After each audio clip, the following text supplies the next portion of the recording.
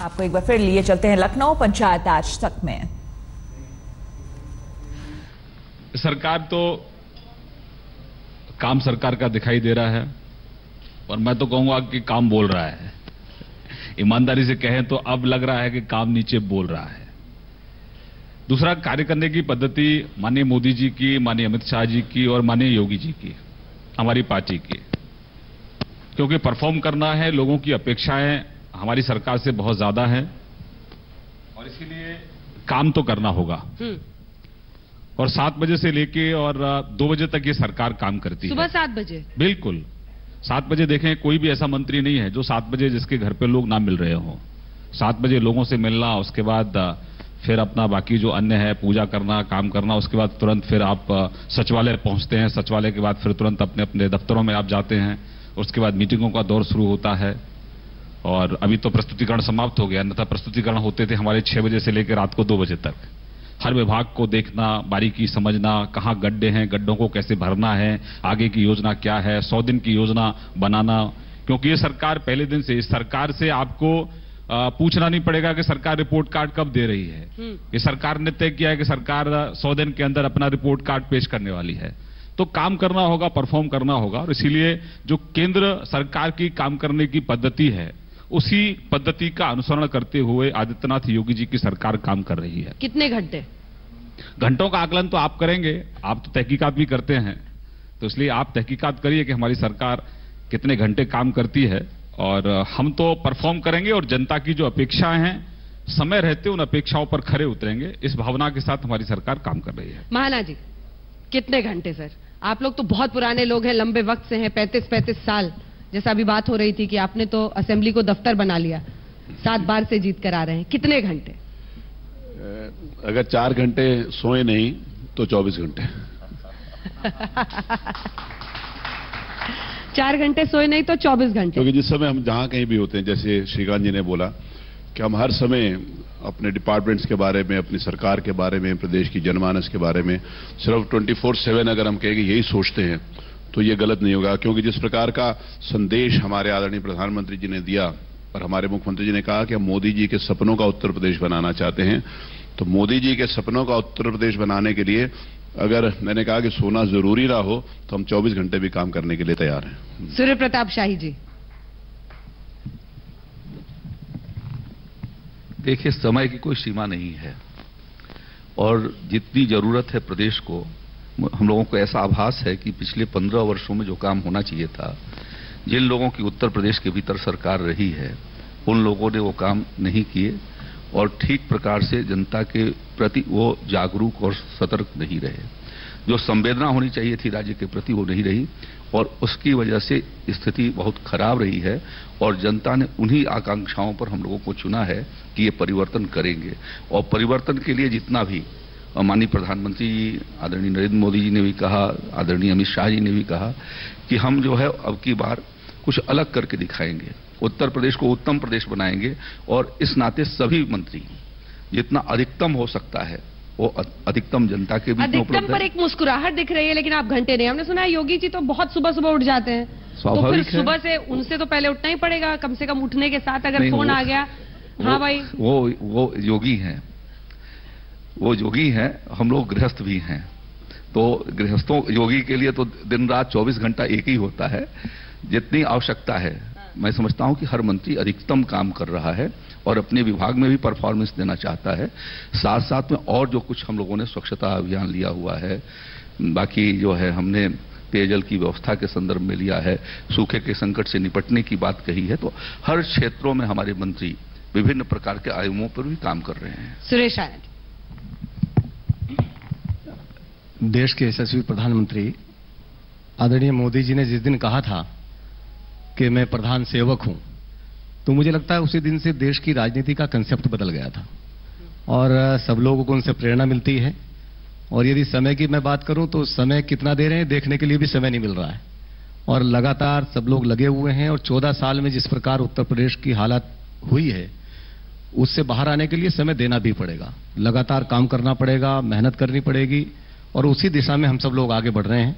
और प्रेरणा, हमारे जो प्रेरणा के स्रोत हैं, चाहे आदरणीय प्रधानमंत्री जी हों, आदरणीय राष्ट्रीय अध्यक्ष जी हों, आदरणीय योगी जी हों, वो जब 20-20 घंटे काम करते हैं तो हम लोगों को भी प्रेरणा मिलती है। उसी प्रेरणा के आधार पर हम लोग लगातार लगे हुए हैं।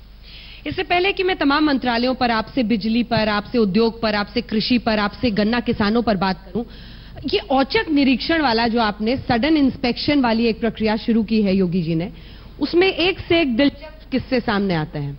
तो मैं चाहती हूं कि शुरुआत करते हुए श्रीकांत जी, जब आपने किसी को ऐसे पकड़ा हो जो कि कुछ गलत कर रहा था या अवैध कर रहा था या टाइम पर अधिकारी नहीं पहुंचा था, आपका अनुभव जो सबसे दिलचस्प अनुभव रहा। देखिए, 15 साल की हमें यहाँ जो विरासत मिली है, यहाँ काम ना करना, सिर्फ आगे चीजों को टालते रहना, और इसकी शुरुआत हमारे देश के प्रधानमंत्री जी ने की स्वच्छता अभियान को लेकर। आदित्यनाथ योगी जी ने सबसे पहले जब वो अपने कार्यालय में गए तो उन्होंने वहां देखा कि हमारे अधिकारी कैसी स्थिति में बैठे हैं। मतलब सांस लेना भी दूभर है। अगर आप देखें, आपके कैमरे ने जरूर उन सब चीजों को कैच किया होगा। आपको काम करने के लिए एक स्वच्छ वातावरण भी चाहिए। तो उसके पीछे लॉजिक ये था कि भाई हम जिन ऑफिसेस में काम कर रहे हैं और जहां पर लोग जाते नहीं हैं, मैं मानता हूं कि प्रदेश के ऐसे पहले मुख्यमंत्री होंगे जो कार्यालय में गए होंगे, जिन्होंने फाइलों को देखा होगा, और इमरजेंसी हो, बाई चांस ईश्वर ना करे, अगर वो उस मंत्रालय में अगर कहीं कोई अनहोनी हो तो लोग निकल भी नहीं सकते। इसके पीछे लॉजिक ये था कि भाई अब सोच बदलिए, सरकार बदल गई है, काम करने की पद्धति बदल गई है, जो लोग काम कर रहे हैं उनको कम से कम एक स्वच्छ वातावरण चाहिए। अब मेरे कार्यालय में पहली बार ऐसा हुआ क्योंकि मंत्री घूम रहा है फ्लोर पर, सब जगह घूम रहा है। मैं एक सेक्शन में गया जहां हमारी कुछ बहनें बैठी थी, काम कर रही थी कंप्यूटर पर, लेकिन वहां ना तो पंखा चल रहा था और ना ही वहां एसी चल रहा था। मैंने कहा ये कैसा विभाग है? ऊर्जा विभाग है, यहां कंप्यूटर पर काम करने वालों के पास ही ऊर्जा नहीं है। तो कई चीजें ऐसी हैं जहां थोड़ा सा अगर लगा लोगों को कि नहीं मिनिस्टर भाई चेक कर रहा है। तो उसके बाद मैंने नेक्स्ट वीक जब देखा तो सब लोग समय पर थे, साफ सफाई पर पूरा ध्यान था। तो औचक निरीक्षण करने का सिर्फ मतलब यह था कि सरकार बदली है, सरकार एक नई सोच के साथ काम कर रही है, और उसके पीछे यह था कि चाहे मिनिस्टर हो, चाहे मिनिस्टर के साथ काम करने वाले लोग हों या विभाग के कर्मचारी हों, उनको एक स्वच्छ एक वातावरण चाहिए। उसके लिए औचक निरीक्षण, सिर्फ इसलिए नहीं कि भाई आप काम नहीं कर रहे हैं। एक फोन आया तो मैंने फोन भी उठाया, तो बड़ा सरप्राइज लगा उनको, लेकिन वो अधिकारी उस समय नहीं थे। जब मैंने पूछा तो किसी काम से बाहर गए होते, उनके परिवार में शायद कोई किसी की तबीयत ठीक नहीं थी। तो ये सस्पेंड हमने किसी को नहीं किया, लेकिन एक मैसेज हो गया कि भाई ये सरकार समय की पाबंद है और सरकार के साथ काम करना है तो समय पर आपको रहना होगा। किसी को आप पकड़ पाए क्या महाना जी? देखिए, इंडस्ट्री विभाग जो अभी तक था 25 साल, this was unattended department by the government, I can say that. किसी ने ध्यान ही नहीं दिया कि कोई इंडस्ट्री विभाग है भी। बाई चांस ये इंडस्ट्री विभाग माननीय मुख्यमंत्री जी के पास रहा, इससे पहले जो भी रहे, और मुख्यमंत्री जी के पास बाकी प्रशासन और सारी बातों का ध्यान रहने के लिए समय कम होता होगा। मैं इसीलिए किसी के ऊपर आरोप प्रत्यारोप नहीं लगाना चाहता कि उन्होंने देखा नहीं, लेकिन दिस डिपार्टमेंट वॉज अनअटेंडेड। ये किसी को पता ही नहीं था कि यह विभाग है कि नहीं है, और विभाग के अधिकारी और कर्मचारी भी इतने स्वच्छंद थे कि उस विभाग के स्वयं के मालिक थे। इस बारे में मैं एक छोटा सा उदाहरण देना चाहता हूं कि एक यूपीएसआईडीसी हमारे डिपार्टमेंट है, उसका लखनऊ में एक कार्यालय है जो पिकअप में किराए के ऊपर चलता है। वो 3 दिन वहां पर एमडी बैठते हैं, तो 2,30,000 रुपया उसका किराया होता है। 2,30,000 रुपया बचाने के लिए क्या औचित्य दिया कि एक अपना कार्यालय बना लिया जाए। पिछली सरकार में ऑब्वियसली, अभी हम आए तो पता चला कि 125 करोड़ रुपए का कार्यालय बनाने के लिए उन्होंने बिल्डिंग खड़ी करने का प्रस्ताव दे दिया। वो शुरू हो गई। मैं वहां पर गया, मैंने देखा कि जो 2500 स्क्वायर मीटर के प्रस्ताव था वो 18,000 साढ़े 18,000 स्क्वायर मीटर बन रहा है, और कई फाइल के ऊपर उसका कुछ नोटिंग ही नहीं है, पता ही नहीं है कि कैसे बन रही। जैसे मैंने वो कहा, वहां मालिक बने बैठे थे। ये सारी चीजें संज्ञान में आई हैं, हम इसकी जानकारी कर रहे हैं, इसकी जांच करा रहे हैं। लीगली भी हम उसके ऊपर देखना चाहते हैं कि क्या हम उसके ऊपर कार्रवाई कर सकते हैं। इट इज नॉट कि हम किसी एक डिपार्टमेंट में जाएं और 1-2 लोगों को सस्पेंड कर दें, उससे सारा सिस्टम ठीक हो जाएगा। जैसे अभी श्रीकांत जी ने कहा कि हम उनको एक अवसर भी दे रहे हैं, और आगे हम कैसे ठीक कर सकते हैं इसके लिए हम बहुत गंभीरता के साथ विचार कर रहे हैं। इस प्रकार की बातें जो पिछले विगत कई वर्षों से अनवरत चल रही थी, आदतें कुछ खराब होंगी, उन आदतों को ठीक करने के लिए हमने संकल्प लिया और हम उनको ठीक करेंगे। ठीक है शाही जी, कुछ अनुभव ऐसा रहा हो तो आप बताइए, और मैं चाहती हूं कि अब किसानों के मुद्दों पर आ जाएं, क्योंकि सरकार ने अगर सबसे ज्यादा सनसनी अवैध बूचड़खानों को बंद करने के साथ हुई, तो जो दूसरा सबसे बड़ा फैसला था उसमें किसानों की कर्ज माफी का मुद्दा सामने आया था। लेकिन ये एक शिकायत रह गई कि कुछ किसानों का हुआ, एक लिमिट तक हुआ, बड़ी तस्वीर क्या है और रोड मैप क्या है? अभी तो हाफ सेंचुरी 50 दिन हुए हैं, 100 दिन का रास्ता है और उसके बाद से आगे के साल हैं। रास्ता क्या है? क्योंकि आप सिर्फ ऋण माफी से आप आईसीयू में ट्रीटमेंट तो दे सकते हैं, लेकिन जो हालत उत्तर प्रदेश में किसान की है, एक लंबा आपको प्लान चलाना होगा, तभी उसकी सुधरेगी हालत या बदलेगी। ऋण माफी से सिर्फ पलटेगी नहीं किस्मत। Mic sir. उत्तर प्रदेश में किसानों की स्थिति अच्छी नहीं रही है और उसकी वजह से जो है वो कृषि विकास दर जो है वो बहुत धीमी गति से चल रही थी, 3-3.5% के रेट से चल रही थी। और जहां 3-3.5% की रेट से चलेगी तो स्वाभाविक है कि उस किसान की आर्थिक स्थिति अच्छी नहीं है। वो जितना लागत लगाते थे उतना उनका उत्पादन नहीं हो पाया, या उत्पादन हुआ तो उन्होंने उसके क्रय करने की व्यवस्था नहीं करी। क्रय करने की व्यवस्था नहीं की तो उनके उत्पादन का कोई समुचित मूल्य उनको नहीं मिल सका। तो ऐसी परिस्थितियों में, जबकि हमारा बुंदेलखंड पिछले 10 वर्षों से सूखे की स्थिति से ग्रस्त रहा है, पूरे उत्तर प्रदेश और प्रदेश के अन्य इलाके में भी पिछले 2 साल के भीतर सूखा भी आया, अतिवृष्टि भी हुई, ओले भी गिरे और किसानों की व्यापक क्षति हुई। इन सारी परिस्थितियों के भीतर हमारे भारतीय जनता पार्टी के वरिष्ठ नेताओं ने और हमारे प्रधानमंत्री जी ने भी इस बात का अनुभव किया कि उत्तर प्रदेश में किसानों की स्थिति अच्छी नहीं है, और इसलिए भारतीय जनता पार्टी ने अपने लोक कल्याण संकल्प पत्र के भीतर ये व्यवस्था करी। हमने ये संकल्प लिया कि यदि भारतीय जनता पार्टी की सरकार आती है तो हम सीमांत और लघु कृषकों के फसली ऋण को माफ करेंगे। ये बात घोषित रही है। हमने अपने एक तरीके से जो संकल्प पत्र रहा है, बाकी लोग घोषणा पत्र जारी करते थे लेकिन उसको वो उतारते नहीं थे, हम लोगों ने उसको क्रियान्वित किया। और अनेक जगहों पर हमारे नेताओं ने, आदरणीय प्रधानमंत्री नरेंद्र मोदी जी ने भी कहा, अमित शाह जी ने भी इस बात की चर्चा की, राष्ट्रीय अध्यक्ष जी ने, योगी जी ने भी कहा और केशव मौर्य जी ने भी कहा कि भारतीय जनता पार्टी की यदि सरकार बनती है तो हम पहले कैबिनेट की मीटिंग में हम इस प्रकार का निर्णय करेंगे जिससे सीमांत और लघु कृषकों के ऋण को हम माफ कर दें। और हमने उसको, जैसा बैकग्राउंड हमने आपको बताया, उस बैकग्राउंड के आधार पर उत्तर प्रदेश सरकार ने यह निर्णय लिया।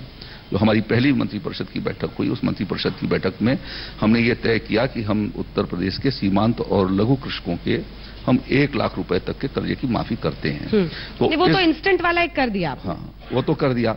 अब आगे की जो हम व्यवस्था बना रहे हैं, हाँ, कि हम ये व्यवस्था कर रहे हैं कि जिससे कि उनकी कृषि की लागत घटे।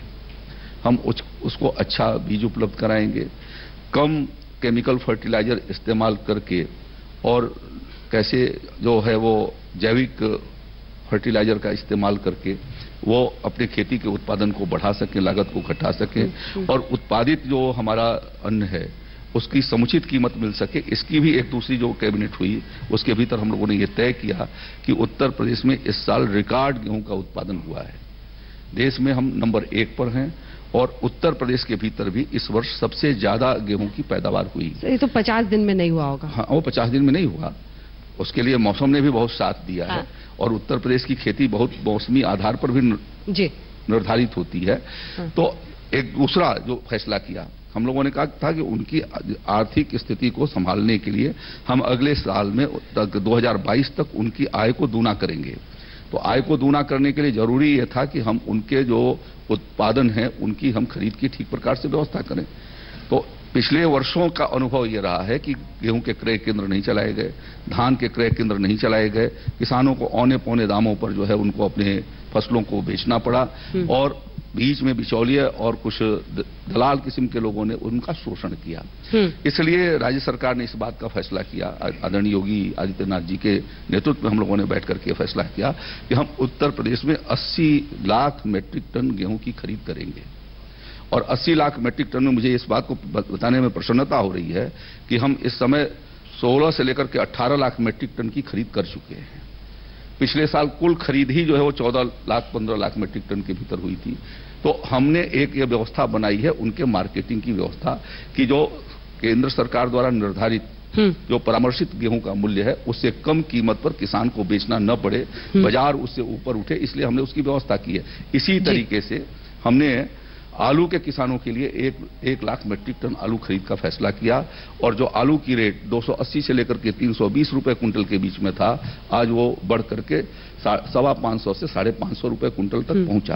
तो जो शोषण हो रहा था किसान का, इस 1.5 महीने की हमारी सरकार ने उनके उत्पादित फसलों को हम सही कीमत दिला सके, उसके बारे में एक ठोस कदम उठाया है। मुझे लगता है योगी सरकार में जितने मंत्री हैं, जब आप उपलब्धियां पूछेंगे तो लंबा लंबा जवाब मिलेगा। तो मैं श्रीकांत जी को जोड़ना चाहता हूं उसको। मैं आदरणीय शाही जी की बात को आगे बढ़ाना चाहता हूं। इस सरकार ने किसानों को एक सुरक्षा कवच दिया है। सुरक्षा कवच बोले तो आपने कहा है कि जो फसली ऋण है, प्रदेश का कोई ऐसा किसान नहीं है जिसका फसली ऋण माफ ना हुआ हो। जिन्होंने लिया फसली ऋण उन सबका माफ हुआ। तो एक ये भ्रम फैलाने की कुछ लोगों ने कोशिश की थी कि इससे ज्यादा कोई फायदा नहीं हुआ। जितने भी किसान थे जिन्होंने फसली ऋण लिया था, सबका माफ हुआ, नंबर 1। नंबर 2, ये ऐसी पहली सरकार है जिसने 5000 गेहूं के खरीद केंद्र खोले, पहले नहीं खुलते थे। तीसरा बड़ा फैसला, प्रधानमंत्री फसल बीमा योजना। पिछली सरकार ने आधे अधूरे मन से उसको लागू किया, हमारी सरकार ने पूरी शिद्दत से लागू किया। एजेंसियों को 2 साल का समय दिया और 21 दिन के अंदर अगर किसान की भरपाई नहीं होगी नुकसान की, तो उनको पेनल्टी देनी पड़ेगी, उनका रद्द हो जाएगा। तीसरा, अगर आपकी कहीं फसल जलती है तो 7 दिन के अंदर आपके खाते में मुआवजा आएगा। मतलब ये सरकार सेंसिटिव सरकार है किसानों को लेकर। जैसे शाही जी ने कहा आलू का एमएसपी आज तक कभी तय नहीं हुआ। पूर्ववर्ती सरकार अगर सेंसिटिव होती तो आलू सड़क पर नहीं फिकता। आज 4 रुपए 87 पैसे का सरकार ने रेट तय किया है, इससे नीचे तो आलू बिक ही नहीं सकता। तो आलू पैदा करने वाले किसान को भी हम प्रोत्साहित कर रहे हैं। लेकिन अखिलेश जी यही कह रहे हैं कि ये फसल वाला ही ऋण, फसली ऋण का ही, ये सब तो पहले नहीं कहा था आपने। नहीं, अखिलेश जी ऋण माफी की बात की थी। नहीं, अखिलेश जी तो क्या कहते हैं वो तो जनता ने उनको जवाब दे दिया। अखिलेश जी सिर्फ सैफई और लखनऊ तक सीमित थे। ये सरकार गांव की सरकार है, नीचे तक दिखाई भी दे रही है और सरकार काम भी कर रही है। इसी से अब मैं गन्ना किसानों को, क्योंकि चुनाव के दौरान हम लोग गए थे मुजफ्फरनगर और इन तमाम जगहों में जो पश्चिमी उत्तर प्रदेश, गन्ना किसान खुदकुशी के कगार पर दिखाई दे रहा था। कई जगहों पर बहुत ज्यादा वो परेशान था। आप कह रहे हैं कि 40 लाख करोड़ के करीब अभी आपने पिछले दिनों में गन्ना मूल्य भुगतान किया है। मेरा सवाल आपसे ये है कि ये जो शुरुआत है इसको लंबे टर्म में आप कैसे ले जाएंगे, क्योंकि यही मेरा सवाल उनसे भी था कि ये इंस्टेंट तो आप एक इंजेक्शन लगा देंगे विटामिन का, लेकिन लंबा कैसे? आदरणीय प्रधानमंत्री जी ने भी लगातार इस विषय को उठाया है और माननीय राष्ट्रीय अध्यक्ष जी ने भी तमाम सभाओं में इस विषय की चर्चा की। 40 लाख गन्ना था। और मैं बधाई देना चाहता हूं उत्तर प्रदेश के माननीय मुख्यमंत्री जी को। अक्टूबर और नवंबर माह में हमेशा बकाया भुगतान की चर्चा होती थी। शायद बरसों में ये पहला मौका है जो मार्च में ही गन्ना बकाया भुगतान की चर्चा माननीय मुख्यमंत्री जी ने की है। 19 मार्च में उन्होंने शपथ ली और 22 मार्च में उनका बयान आया कि अति शीघ्र बकाया जो गन्ना मूल्य है उसका भुगतान होना चाहिए। और आजादी में पहली बार ऐसा हुआ है कि 45 दिन के अंदर, मात्र 45 दिन के अंदर 6000 करोड़ रुपए का बकाया गन्ना मूल्य का हमने भुगतान कराया है, जो अपने आप में रिकॉर्ड है। और पूरे उत्तर प्रदेश का गन्ना किसान मुस्कुरा रहा है। और इसके बाद एक कदम और आगे बढ़ करके हमने कहा है कि जो शुगर मिलें 14 दिन के अंदर भुगतान नहीं करेंगी। ये क्राइटेरिया क्या है सर? जैसे जो 40 लाख गन्ना किसान चुने गए हैं कि इनका भुगतान किया जाएगा, ये कैसे आप लोग चूज नहीं, जो हमारे मेंबर हैं, हमारी जो समितियां हैं, गन्ना समितियां हैं, उनके रजिस्टर्ड मेंबर हैं। तो आज 32 लाख रजिस्टर्ड मेंबर हमारे पास हैं और लगभग 40 लाख गन्ना किसान हैं। 2 करोड़ लोग सीधे इससे जुड़े हुए हैं। और यदि आर्थिक रूप से मैं बात करूं तो इसके जो सह उत्पाद हैं गन्ने के, यदि टोटल मिला लिए जाएं तो लगभग 2 लाख करोड़ बैठता है। तो 2 लाख करोड़ का टर्नओवर साल का इस विभाग से है। ये अपने आप में बड़ा महत्वपूर्ण विभाग है। 34 जिलों में गन्ने का उत्पादन है और बड़ी एक अर्थव्यवस्था उत्तर प्रदेश की। उत्तर प्रदेश का सबसे बड़ा संगठित उद्योग चीनी उद्योग ही है। आज 116 मिलें हमारी उत्तर प्रदेश में रनिंग में हैं। तो बहुत तेजी के साथ हमने इस विभाग पर काम किया, आदरणीय योगी जी की सरकार ने, भाजपा की सरकार ने। और इसका परिणाम देखने में मिला भी है कि 6000 करोड़ सुनने में तो आसान सा लगता है, लेकिन 6000 करोड़ का भुगतान 45 दिन के अंदर हो जाना ये अपने आप में बहुत बड़ी बात है। और जिन मिलों ने, हमारी 116 चीनी मिलों में से हमने संकल्प पत्र में कहा था कि हम 14 दिन के अंदर गन्ना किसान का भुगतान कराएंगे, 120 दिन के अंदर बकाया भुगतान कर देंगे। 14 दिन के अंदर जो 116 मिलें हमारी चल रही हैं, उनमें से 56 मिलें आज 14 दिन के अंदर गन्ना किसानों का भुगतान कर रही हैं। 25 मिलें ऐसी हैं जिन पर 1 रुपया भी आज गन्ना किसान का बकाया नहीं है। बाकी के ऊपर जो हमने जो बचे थे 15% ब्याज के साथ हम लोगों ने भुगतान की कार्रवाई शुरू कर दी है। पूरे उत्तर प्रदेश का गन्ना किसान आज मुस्कुरा रहा है और पूरे उत्तर प्रदेश में एक रोड मैप आदरणीय योगी जी तैयार कर रहे हैं कि किस प्रकार इस उद्योग को और तेजी के साथ बढ़ाया जाए, चाहे पूर्वांचल हो, चाहे पश्चिम हो, चाहे मध्य उत्तर प्रदेश हो, सारे का एक रोड मैप तैयार हो रहा है। और 14-15 साल में पिछले शुगर मिल बेची गई, उत्तर प्रदेश के अंदर शुगर मिल लगाई नहीं गई। 21 चीनी मिलें निगम की कोड़ियों के भाव बेच दी गई 2007 और 2012 के बीच में। और ये मुझे बताते हुए बड़ा इसका आश्चर्य है और कष्ट भी है, दुख भी है कि किसान की गाढ़ी कमाई का पैसा लुटा दिया गया। और 5 साल की जो पिछली सरकार गई है, माने सुप्रीम कोर्ट ने लगातार कहा है कि आप अपना मत दो, सरकार अपना मत दे। जो कोड़ियों के भाव चीनी मिल बेची गई है उसमें सरकार का मत क्या है? 5 साल की पिछली सरकार भी चली गई लेकिन सरकार ने अपना मत नहीं दिया। मैं बधाई देना चाहता हूं उत्तर प्रदेश की सरकार को, माननीय मुख्यमंत्री जी को, अपना कहा कि तुरंत अविलंब इस पर मत दो। और मैं यहां आपके चैनल के माध्यम से बताना चाहता हूं कि उस पर हम गंभीर कार्रवाई कर रहे हैं और निश्चित रूप से जिन्होंने ये अपराध किया है, किसानों की गाढ़ी कमाई लुटाई है, निश्चित रूप से वो कठोर कार्रवाई उनके खिलाफ होगी। ठीक है, अब श्रीकांत शर्मा जी बिजली पर आते हैं। 2 सवाल। बिजली मंत्री देश के कहते हैं पीयूष गोयल जी की सरप्लस बिजली है हमारे पास, तो फिर गोंडा और जो छोटे छोटे शहर है उत्तर प्रदेश के वो पूछते तो हम तक क्यों नहीं पहुंचती बिजली? 4-4, 5-5 घंटे हम अंधेरे में रहते हैं। और दूसरा, लगभग 40,000 करोड़ का ऋण है जब आपको ये बिजली विभाग यहां पर मिला था उत्तर प्रदेश का, इतना बड़ा डेट है। क्या आप ऐसा भी सोच सकते हैं कि पॉपुलिज्म के फंदे में ना फंसकर, लोकप्रियता के फंदे में बिजली की कीमतें बढ़ाने का कोई फैसला ले सकते हैं ताकि यहां पर जो एक परेशानी है, जो ऋण है, उसको आप खत्म कर सके? दोनों सवाल। सबसे पहले, सरप्लस है तो बिजली 4-4, 5-5 घंटे गायब क्यों? देखिए, सबसे पहले तो पावर फॉर ऑल जो करार किसी राजनीतिक द्वेष की भावना से ग्रस्त होकर पूर्व सरकार ने केंद्र सरकार के साथ नहीं किया था, हमने सबसे पहले उस करार को किया। उसमें हम अब सेंट्रल पूल में आ गए। अगर हमारे पास बिजली का संकट रहता है, अब 7 बजे से लेकर 11 बजे तक पीक आवर्स होते हैं और पीक आवर्स में हमारा डिमांड 17,900 से ऊपर पहुंचती है, तो उसके लिए फिर हमको बिजली खरीदनी होती है। और पूल में शामिल होने का मतलब है कि हमको सस्ती बिजली मिल जाएगी। आदित्यनाथ योगी जी की सरकार ने पहली बार ऐसा तय हुआ है प्रदेश में कि 18 घंटे हम गांव को बिजली दे रहे हैं, 20 घंटे बुंदेलखंड और तहसील को दे रहे हैं और 24 घंटे बिजली हम जिला मुख्यालय को दे रहे हैं। पहली बार ऐसा हो रहा है उत्तर प्रदेश में कि 7 बजे से लेकर सूर्यास्त के बाद से लेकर सुबह 5 बजे तक उत्तर प्रदेश के सभी गांव के अंदर रोशनी हो, गांव अंधेरे में ना हो, उसकी एक पर्याप्त व्यवस्था हमने की है। और ये जो रोस्टर है गांव के लिए, इसका अनुपालन हो, ये भी हमने तय किया है। बशर्ते कहीं कोई तकनीकी ना खराबी ना आए, कहीं ओले वृष्टि होती है, आंधी का मौसम चल रहा है, गर्मियां हैं, कहीं तार टूटते हैं, पोल टूटते हैं, व्यवस्था बहुत जर्जर है, ट्रांसफार्मर बदलवा रहे हैं, बहुत पुअर व्यवस्था है। लेकिन यह तय किया कि इसी व्यवस्था में माननीय मुख्यमंत्री जी ने जो तय किया है उसका अनुपालन हो। उसके लिए मैं अपने ऊर्जा विभाग के प्रत्येक कर्मचारी को बधाई भी देना चाहूंगा कि सब लोग युद्ध स्तर पर काम कर रहे हैं। ऊर्जा विभाग रात को सोता नहीं है। रात को 2 बजे भी अगर सूचना मिलती है कहीं ट्रांसफार्मर फूक गया है तो तुरंत कर्मचारी उसको बदलवाने के लिए लग जाते हैं। मैं मानता हूं, मैं उनको अभिनंदन भी करना चाहता हूं। मैंने कहा पुरानी व्यवस्था को छोड़ दीजिए, ये नई सोच की सरकार है, नई व्यवस्था है। अगर आप काम नहीं कर सकते हैं तो मना कर दीजिए, हम दूसरी व्यवस्था करेंगे। लेकिन पॉजिटिविटी यह है कि सब लोग जुट गए हैं, इसलिए लोगों तक बिजली पहुंचे। जहां तक आपने कहा कि कोयला पर्याप्त मात्रा में है, ये देश के लिए अच्छी बात है।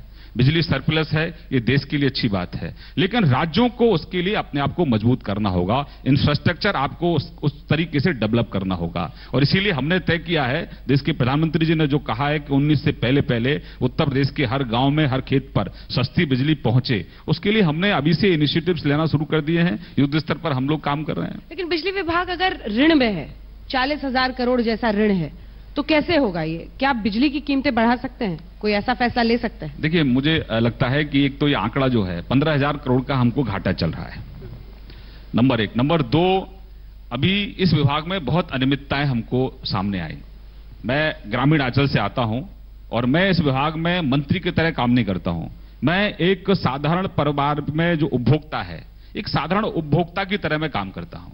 उपभोक्ता को सुविधा देना हमारी योगी जी की सरकार की पहली प्राथमिकता है। अब आपके बिल आ रहे हैं लेकिन बिजली तो आपके पास आ नहीं रही है। आपने कई जगह कनेक्शन है लेकिन मीटर नहीं है। तो ये जो अनियमितताएं थी इसके लिए हमने ओटीएस स्कीम लेकर आए हम कि भाई अब तक के जितने भी आपके सरचार्ज हैं सब माफ कर दिए। पहले अब किसानों का सरचार्ज माफ होता था, हमने किसानों का भी किया है, व्यापारी का भी किया है, शहरी उपभोक्ता का भी किया है, ग्रामीण उपभोक्ता का भी किया है, स्मॉल स्केल इंडस्ट्री का भी किया है कि एक नई शुरुआत ईमानदारी से सरकार करना चाहती है। आप आइए, इस सरकार को सहयोग करिए। उसके साथ एक सर्वदा स्कीम हम लोग लेकर आए हैं। उसमें अगर जो इलीगल कनेक्शंस हैं जिनके पास, हमने उनको अनुरोध किया है कि 2 महीने का समय है, आप उसको लीगलाइज करा लीजिए। आपने घर का कनेक्शन ले रखा है लेकिन आप नर्सिंग होम चला रहे हैं, आप स्पीलर चला रहे हैं, आप स्कूल चला रहे हैं, भाई व्यवस्था में आ जाइए, सरकार ईमानदार है, आप उसको रेगुलाइज करा लीजिए। थर्ड, आपने लोड सैंक्शन कर रखा है 5 केवी का और उपयोग कर रहे हैं आप 25 केवी, 75 केवी, ये तो अंधेरगिर्दी है, इसको आप दुरुस्त करिए। सरकार आपके साथ कंधे से कंधा मिलाकर चलना चाहती है, ईमानदारी से 24 घंटे बिजली देना चाहती है। आप भी ईमानदार सरकार के साथ ईमानदार इस पहल में शामिल हो जाइए। तो हमने एक योजना चालू की है और मुझे लगता है कि इस प्रदेश का ईमानदार उपभोक्ता इस ईमानदार सरकार के साथ कदम से कदम ताल कर रहा है। उसके बाद हमने चोरी कैसे रोकी जाएगी, जैसे आपने कहा घाटे को कैसे पूरा करेंगे। हाँ। प्रदेश में सबसे बड़ी समस्या बिजली चोरी है। 24 घंटे बिजली हम देना चाहते हैं ईमानदार उपभोक्ता को, बिजली क्यों नहीं पहुंच पा रही है, उसके पीछे चोरी है। जब तक चोरी नहीं रुकेगी तब तक 24 घंटे बिजली देना मुश्किल होगा और आर्थिक रूप से इस विभाग को स्वावलंबी बनाना मुश्किल होगा। एंटी बिजली चोर स्क्वाड बनाना पड़ेगा। मैं तो जिस तरह से हमारी योगी जी की सरकार काम कर रही है, ईमानदार उपभोक्ता, मैं कहता हूं ईमानदार उपभोक्ता हमारा नीचे लीडर होगा और टास्क फोर्स हमारा ईमानदार उपभोक्ता है। जहां चोरी देखेगा वहां तुरंत शिकायत करेगा, क्योंकि योगी जी ने पंचायती दिवस पर कहा था कि जिन फीडरों पर अगर ईमानदारी से हमको बिल मिल रहा है, रेवेन्यू हमारा ठीक आ रहा है, तो हम उन फीडर्स को समय से पहले ही 24 घंटे बिजली देना शुरू कर देंगे। हमने पश्चिम के 76 फीडरों को 24 घंटे बिजली देना शुरू कर दिया है। आपका चैनल जाएगा, आप तहकीकात करिए, आपको व्यवस्था दुरुस्त मिलेगी। इसमें लोनी के कुछ फीडर्स हैं, साहिबाबाद के कुछ फीडर्स हैं और मोदी नगर के कुछ फीडर्स हैं और 16 ऐसे बिजली घर हैं हमारे 33 केवी के जो 24 घंटे बिजली दे रहे हैं। और ये ऐसे बिजली घर हैं जिन पर हमारी बिलिंग ठीक हो रही है, लोग ईमानदारी से हमको भुगतान कर रहे हैं। तो योगी जी ने ये कहा है कि भाई आप ईमानदारी सरकार के साथ ईमानदार पहल में शामिल हो जाइए, समय से पूर्व 24 घंटे बिजली आपको देंगे। चलिए ठीक है, तो आप उप मुख्यमंत्री केशव प्रसाद मौर्य जी ने कहा कि हम गड्ढा मुक्त कर देंगे 15 जून तक। आप कह रहे हैं बिजली विभाग के लिए तो हमारे कैमरे अब दोनों जगह निकलेंगे। हम ये भी कह रहे हैं कि पहले परसेप्शन ये होता था कि जब किसी सीमा में आप घुसेंगे, सड़कों में गड्ढे और गांव के अंदर अंधेरा अगर लग जाए, समझ लो उत्तर प्रदेश आ गया। तो इस परसेप्शन को बदलने के लिए हमारी सरकार काम करेगी। ना तो आप प्रदेश में घुसते ही आपको अच्छी सड़कें भी दिखेंगी और प्रदेश में घुसते ही हर गांव आपको रोशन दिखेगा। ये हमारा संकल्प। तो नया नारा होगा गड्ढा मुक्त बिजली युक्त। बिल्कुल, निश्चित रूप से, और अपराध मुक्त। महाना साहब, तो कहा गया कि कानपुर मैनचेस्टर है और अब कानपुर जैसे आप शहरों में पहुंचिए उत्तर प्रदेश में तो दुर्दशा है। चिमनियों से धुआं कब निकलेगा? लाल इमली जैसे जो फैक्ट्रीज है वहां पर अब तो ये बहाना भी नहीं चलेगा कि यहां अखिलेश हैं, वहां पर मोदी जी हैं। अब तो वहां मोदी जी हैं, यहां योगी जी हैं। ये जो उत्तर प्रदेश में कानपुर महानगर एक समय में मैनचेस्टर ऑफ ईस्ट कहा जाता था। अनफॉर्चुनेटली कालांतर में वो ग्रेव यार्ड ऑफ इंडस्ट्रीज हो गया। उसका रिवाइवल के लिए, क्योंकि ये कपड़ा मिलें हैं हमारी भारत सरकार के टेक्सटाइल मिनिस्ट्री के अंतर्गत आती हैं, मैं स्वयं ऑनरेबल टेक्सटाइल मिनिस्टर आदरणीय स्मृति ईरानी जी से मिलने गया था और हम लोगों ने एक लंबी बातचीत करी है। हमारा प्रयास है कि हम उस कानपुर की एल्गिन मिल को चला सकते हैं। इसके साथ साथ हमने इस नई इंडस्ट्रियल पॉलिसी हम लेकर आ रहे हैं। हमारे बहुत गंभीरता के साथ हम उसके ऊपर हमारे डिप्टी चीफ मिनिस्टर श्रीमान दिनेश शर्मा जी के साथ, हमारे ऊर्जा मंत्री आदरणीय शर्मा जी के साथ और हमारे 4-5 मिनिस्टर्स, हम लोगों ने एक मीटिंग की थी इंडस्ट्रीज के साथ और इंडस्ट्रीज एसोसिएशंस के साथ। पहली बार उनको लगा कि कोई सरकार सुनने वाली है और सुनकर जवाब देने वाली है। पहले सरकारें सुनने के लायक भी नहीं होती थी, अगर किसी मजबूरी में सुना दिया जाए तो जवाब देने के लायक नहीं होती थी। तो एक हम अच्छा माहौल बनाना चाहते हैं उत्तर प्रदेश में, कानून व्यवस्था ठीक करके, जैसे अभी कहा हमारे माननीय ऊर्जा मंत्री जी ने, हम 24/7 अनइंटरप्टेड बिजली इंडस्ट्रीज के लिए दे रहे हैं और देना प्रारंभ कर दिया। हम इस और एक माहौल बनाना चाहते हैं, एक ईज ऑफ डूइंग बिजनेस लाना चाहते हैं, सिंगल विंडो सिस्टम लाना चाहते हैं। अभी तक इंडस्ट्रीज से उत्तर प्रदेश में जाना तो वो किनारे से कट कर भाग जाते थे। कल ही मैंने सीआईए के नॉर्दर्न रीजन के साथ एक दिल्ली में मैंने मीटिंग करी थी, मैं उसमें गया था। तो पहली बार वो उन्होंने कहा कि हम यहां पर आए थे नेगेटिव थॉट लेकर, but we are going with a positive thinking. तो वो नेगेटिविटी को एक पॉजिटिवनेस में बदलने का काम अभी हमने 1.5 महीने के अंतर्गत किया। उद्योग विभाग ऐसा नहीं है कि मैं आपको इस 1.5 महीने के कालखंड में बता दूं कि हमने इतनी इंडस्ट्रीज लगा लिया, हम इन इंडस्ट्रीज को हमने आकर्षित कर लिया, लेकिन हम उस ओर बढ़ना हमने शुरू किया है और एक विश्वास अर्जित किया इंडस्ट्रीज में कि नहीं, अब उत्तर प्रदेश में इंडस्ट्री। और दूसरी बात मैं आपसे कहना चाहता हूं कि जीएसटी आने के बाद, क्योंकि जीएसटी आने के बाद वो जो इंडस्ट्रीज जो उत्तर प्रदेश में रहेंगी, क्योंकि सबसे बड़ी संख्या में एंड उपभोक्ता 22 से 25 करोड़ लोग उत्तर प्रदेश में रहते हैं। तो ये जिस समय एंड उपभोक्ता के जो टैक्स लिया जाएगा वो इंडस्ट्रीज को उसका लाभ होगा। तो कई ऐसे अवसर और कई ऐसे कारण हैं जिसके कारण इंडस्ट्रीज उत्तर प्रदेश की तरफ आना चाहता है। और सबसे बड़ा कारण है कि उनको योगी जी की सरकार के ऊपर ये विश्वास जमने लगा है कि नहीं, अब उत्तर प्रदेश में इंडस्ट्रियल डेवलपमेंट होगा और हम उस इंडस्ट्रियल डेवलपमेंट को आगे बढ़ाने के लिए काम करेंगे। भाना जी, कुछ कॉन्क्रीट स्टेप्स बताइए, क्योंकि मुझे तो लगता है कि आपने योगी जी के दरबार पे कुछ छोड़ दिया, कुछ बिजली के दरबार पे छोड़ दिया, कुछ कानून व्यवस्था के हालात पर छोड़ दिया, कि उत्तर प्रदेश जब उत्तम प्रदेश बन जाएगा तो अपने आप उद्योग लग जाएगा। ईज ऑफ डूइंग बिजनेस इस देश में है क्या सर? ये लोग आज भी समझना चाहते हैं। ये कुछ ऐसे शब्द हैं जो हम खूब सुनते हैं, ease of doing business, single window, लेकिन हो ना पाया, ये वाली हालत रह जाती है। देखिए, इंडस्ट्री अपने आप में कोई विभाग नहीं है। देखिए, आप बिना बिजली के इंडस्ट्री नहीं है। जैसे आपने कहा कि हमने ऊर्जा मंत्री के ऊपर छोड़ दिया, तो ये बिजली नहीं लेंगे तो इंडस्ट्री नहीं है।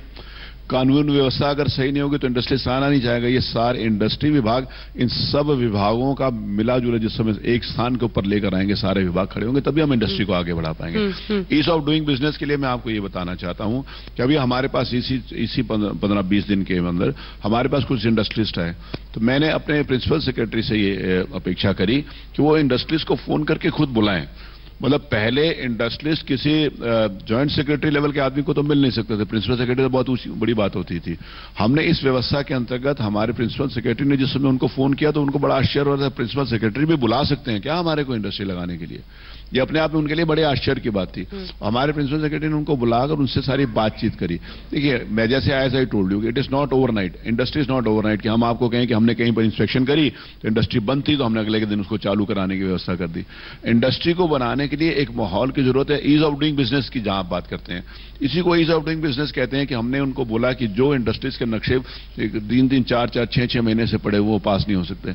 हमने उसमें टाइम लिमिट बांधे कि हमने इसको 15 दिन के अंतर्गत इनका निस्तारण चाहिए और nobody has to come to the department. आपको नेट के ऊपर वहीं पर मिलेगा। हमने एक लैंड ऑडिट कराने की बात करी है। हम उस लैंड ऑडिट को हमारे पास जितने इंडस्ट्रियल स्टेट्स के हैं वहां जो भी लैंड्स हैं, जो भी प्लॉट्स खाली हैं, वो हम अपने उसमें दिखाएंगे पोर्टल पे, और आदमी जाए और वहां से वो कहे कि मेरे को ये वाला प्लॉट चाहिए। हम इस स्तर के ऊपर लाना चाहते हैं। ईज ऑफ डूइंग बिजनेस इसी को कहेंगे। ईज ऑफ डूइंग बिजनेस को नहीं कहा जा सकता कि एक जगह एप्लीकेशन दे कि 10 जगह डिपार्टमेंट्स में जाना है। हम सारे विभागों के साथ समन्वय करके, क्योंकि जैसे I would like to request you again, जब तक सारे विभागों के साथ समन्वय नहीं होगा, इंडस्ट्री विभाग अपने आप में कुछ नहीं है। इंडस्ट्री विभाग सभी विभागों का महत्वपूर्ण योगदान है इंडस्ट्रियल डिपार्टमेंट में, तब इंडस्ट्री चलती है। ये अच्छा, टीम तो काम कर रही है, क्योंकि आपसे दूसरा क्वेश्चन मैंने पूछा नहीं कि उधर राणा जी ने माइक उठा लिया, इधर श्रीकांत जी ने माइक उठा लिया बोला लेकिन आप ही। लेकिन मैं एक जो सवाल अब आपसे पूछना चाहती हूं कि सूर्य प्रताप शाही जी थे, ये यहाँ की ब्यूरोक्रेसी को जो अफसर हैं उनके साथ आप लोग कैसे उनको बदलना कितनी बड़ी चुनौती है? क्योंकि यहाँ की ब्यूरोक्रेसी, यहाँ पर जो लोग काम करते हैं, श्रीकांत जी, इस पे तालियां बज रही हैं क्योंकि यहाँ के लोग सबसे ज्यादा उन्हीं से तंग आए थे। मैंने भी बताया ना कि प्रिंसिपल सेक्रेटरी फोन करके बुला रहे हैं। हाँ, ऐसा तो कभी नहीं हुआ। प्रिंसिपल सेक्रेटरी ये सूर्य प्रताप शाही जी जब वो बिजली की दिक्कत होती थी उनके दफ्तर के बाहर चले जाते थे, हमने सुना है, प्रोटेस्ट करने के लिए। लेकिन अब परफॉर्म कर रहे हैं, डिलीवर कर रहे हैं। ये कैसे हो पा रहा है? देखिए, घुड़सवार जैसे होते हैं वैसे ही घोड़े दौड़ते हैं, और आज जो घुड़सवार ऐसे हैं कि जो घोड़ों को दौड़ाने की काबिलियत हासिल करते हैं, और वही अधिकारी रहेंगे, ठीक से काम करेंगे, नहीं काम करेंगे तो उनको जितना उसके उपयुक्त दंड है वो उनको मिलने वाला है, ये बात उनको पता है। और इसलिए कुल मिलकर के एक टीम स्पिरिट से काम करेंगे। जो मंत्री हैं और जो हमारा प्रशासन तंत्र है, दोनों के बीच में सामंजस्य रहेगा। यह जीरो टॉलरेंस करप्शन वाली सरकार है। यह बात पूरी सरकार के सभी प्रमुख सचिवों को और नीचे तक के अधिकारियों को जा चुका है, और इसलिए जो नीतिगत हमारे फैसले होंगे उनको क्रियान्वयन करना है। श्रीकांत जी, देखिए, मैं आप इंडस्ट्री की बात कर रहे थे, मैं आदरणीय महाराज जी की बात को थोड़ा आगे बढ़ाना चाहता हूं। अभी ग्रुप ऑफ मिनिस्टर्स काम कर रहे हैं, उसमें महाराज जी पूरा इनिशिएटिव ले रहे हैं, इंडस्ट्रियलिस्टों से बात करते हैं, हम भी इंडस्ट्रियलिस्टों को बुलाकर उनसे सुझाव ले रहे हैं। इंडस्ट्रियलिस्ट को चाहिए सुरक्षा और सुविधा, और वह योगी जी की सरकार देने के लिए बिल्कुल तैयार है। आपने कहा ease of doing business. Ease of doing business का मतलब यह है कि कोई भी उद्योगपति आए, उसको उद्योग चलाने के लिए आसानी हो, उसको अलग अलग विभागों में चक्कर ना लगाने पड़े हों। दूसरा, करप्शन फ्री गवर्नेंस, ये बहुत महत्वपूर्ण है। तो इसीलिए एक नई पॉलिसी हम लोग तैयार कर रहे हैं। हमारे अध्यक्ष हैं उस कमेटी के, हमारे उप मुख्यमंत्री श्री दिनेश शर्मा जी। तो मुख्यमंत्री जी बहुत गंभीर है इस विषय को लेकर, और आने वाले समय में देखेंगे कि एक मजबूत पॉलिसी हम लेकर आएंगे, जिसमें सिंगल विंडो भी होगा, जिसमें ईज ऑफ डूइंग बिजनेस भी होगा। मतलब जो अपेक्षा इंडस्ट्रियलिस्ट करता है, वो उन अपेक्षाओं पर हम खरे उतरेंगे। जहां तक आप बात करें ब्यूरोक्रेसी की, तो साई जी ने कहा कि भाई लीडरशिप क्या है, आपका मुख्यमंत्री क्या चाहता है, मुख्यमंत्री का काम करने का तरीका क्या है, मुख्यमंत्री की प्राथमिकता क्या है। हमारे मुख्यमंत्री जी की, हमारे प्रधानमंत्री जी की प्राथमिकता गांव का गरीब और किसान है, और उसकी को केंद्र में मानकर हम लोग काम कर रहे हैं। योगी जी के नाम पे डराते तो नहीं है आप लोग? देखिए, किसी को आज तक ये डराने की हमको आवश्यकता ही नहीं पड़ी। सिर्फ मैसेज है कि ये सरकार काम चाहती है, सम्मान भी आपको देगी, लेकिन हमारा गरीब और किसान का अगर अपमान होगा, उसके हितों पर अगर कहीं ना कहीं कुठारघात होगा, तो ये सरकार सख्त फैसले भी लेगी। जो भी अधिकारी गांव और गरीब के किसान के हित में जो फैसले हो रहे हैं, उनको कहीं ना कहीं डिले करेगा या लेट करेगा, तो उस अधिकारी के खिलाफ ये सरकार कठोर कार्रवाई भी करेगी, लेकिन साथ ही साथ सम्मान भी सबका है। चलिए, अब चलते चलते, चूंकि अगले सेशन का भी वक्त हो रहा है, योगी जी के बारे में बड़ी उत्सुकता है लोगों में कि योगी जी आखिर कैसे व्यक्ति हैं निजी तौर पर, क्योंकि सबने उनको देखा गोरखपीठ में और उस अंदाज में देखा, और अब वो सुबह सुबह उठकर और बहुत एक्टिव दिख रहे हैं। तो आपसे शुरू करते हुए कुछ ऐसा उनके व्यक्तित्व के बारे में बताइए, या जो आपका उनसे इंटरैक्शन होता है, बातचीत होती है, जिससे लोगों की उत्सुकता थोड़ी कम हो। योगी जी के बारे में शुरुआत में कुछ लोग नहीं जानते थे, तो मैं आपके भी चैनल पे था और एक इंग्लिश चैनल पे भी था। मैंने कहा आप उनकी आलोचना करने से पहले आपको गोरखपुर जाना पड़ेगा, और उस मंदिर में जरूर जाइए जहां औषधालय भी चलता है, जहां रसोई भी चलती है, जहां मेला भी लगता है। तो आप सिर्फ परसेप्शन के आधार पर उनकी आलोचना मत करिए। और अभी आप देखें, 50 दिन के अंदर योगी जी ने दिखा दिया है कि गवर्नेंस क्या होता है, प्रशासन क्या होता है। अगर आपके पास पॉलिटिकल विल है और आप स्पष्ट हैं, तो कहीं कोई अड़चन नहीं है। अब तक लोग कंफ्यूज रहते थे, 15 साल से उत्तर प्रदेश ने कंफ्यूजन झेला है, लेकिन अब स्पष्टता है। तो योगी जी ने परफॉर्म किया है, योगी जी बता रहे हैं, योगी जी का काम बोल रहा है। तो जो लोग योगी जी की आलोचना करते थे, वो योगी जी के काम को देखकर उन्होंने आलोचना करना बंद कर दिया है। अखिलेश जी को यह नारा बहुत भारी पड़ा था। नहीं, हम तो नारे में नहीं, हम तो काम में भरोसा करते हैं। आप पूछ लीजिए, आप तो खैर, आपका चैनल आज तक मैं मानता हूं कि देश में सबसे ज्यादा देखा जाता है। तो आपके चैनल पर बैठकर यहां सिर्फ गॉसिप करना तो संभव नहीं है, यहां तो फैक्ट पे बात करनी होगी। नहीं तो अगले दिन आपका कैमरामैन और एक रिपोर्टर चला जाएगा, असलियत जान लेगा जाके कानपुर से और बदायूं से और बरेली से कि हम क्या कह रहे हो, नीचे जमीन पर क्या है। तो ये सरकार काम कर रही है और जनता जवाब दे रही है। राणा जी, योगी जी के साथ काम करना कैसा है? जहां तक योगी जी के साथ काम करने की बात है, तो यदि मैं केवल राजनीतिक शास्त्र की बात करूं, हाँ। तो अभी जो प्रेजेंटेशन कार्यक्रम हमारा चल रहा था, उसका यदि विश्लेषण किया जाए, शायद कोई सरकार प्रदेश की ऐसी होगी, 150 घंटे से ज्यादा मुख्यमंत्री और मंत्री साथ साथ बैठे हैं एक महीने के अंदर।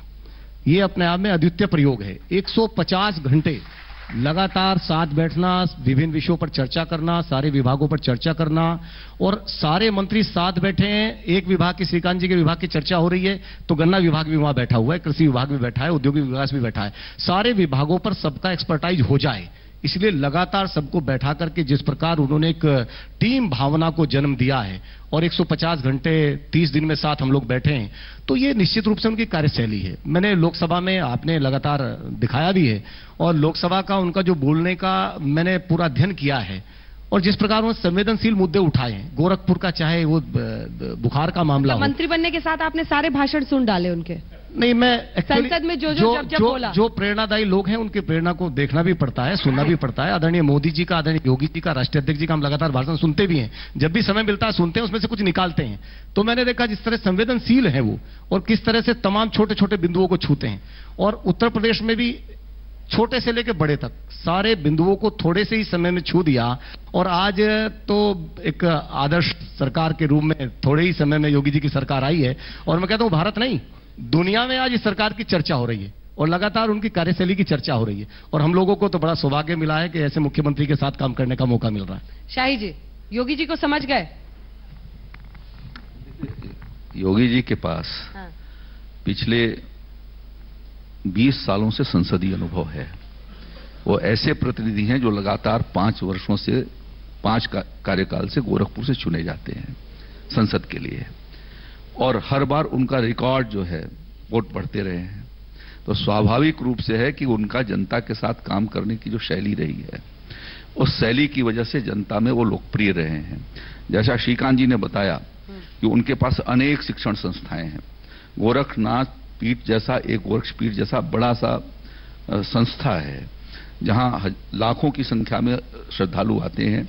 उनकी व्यवस्था तो एक प्रकार से प्रबंधन की उनकी कुशलता है। वो खुद जो है, ये सब तो हम लोग जानते हैं, जो पर्सनल इंटरेक्शन है वो बताइए कि वो सख्त हैं, क्या मतलब अंदाज क्या है? नहीं, वो सख्त भी है और उदार भी है।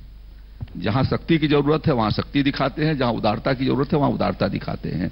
जैसा राणा जी ने बताया कि हमने तो वो मंत्रिपरिषद देखे हैं उत्तर प्रदेश के भीतर कि 10 मिनट में पूरा का पूरा कैबिनेट की मीटिंग हो जाती थी, और प्रेजेंटेशन में 150 घंटों से ज्यादा लगा। सारे मंत्री साथ साथ बैठे। शायद ये उत्तर प्रदेश में पहला रिकॉर्ड होगा कि इतने मंत्री इतने विभागों के साथ, यानी उनको परफेक्ट जानकारी हर डिपार्टमेंट के बारे में हो जाए।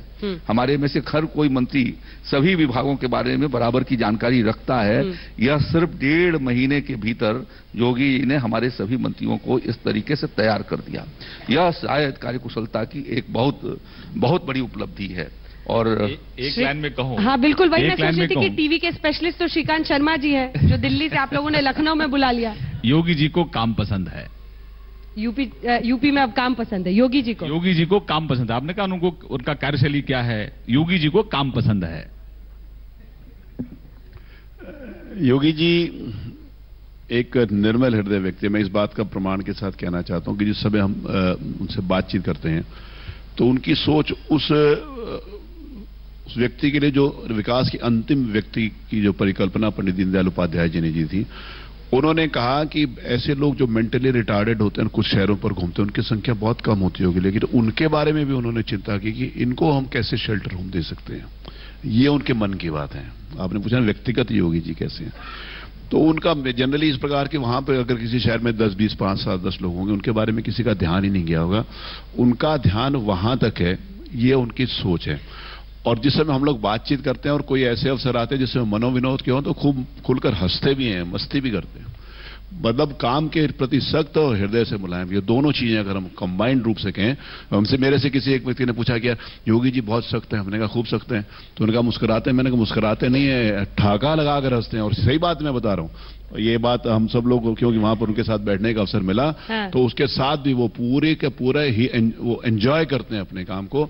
और एंजॉयमेंट सिर्फ केवल मतलब पूरे समर्पण के साथ उसको एंजॉय करते हैं, ये उनकी खासियत है। चलिए इसी के साथ इस सेशन का अंत करेंगे। और जो श्रीकांत जी ने कहा कि योगी जी को काम पसंद है, तो गड्ढा मुक्त केशव प्रसाद मौर्य जी बोल के गए हैं, ये कह रहे हैं बिजली युक्त, आप कह रहे हैं उद्योग दुरुस्त होगा, और वो लोग कह रहे हैं कि किसान मस्त होगा, खुश होगा।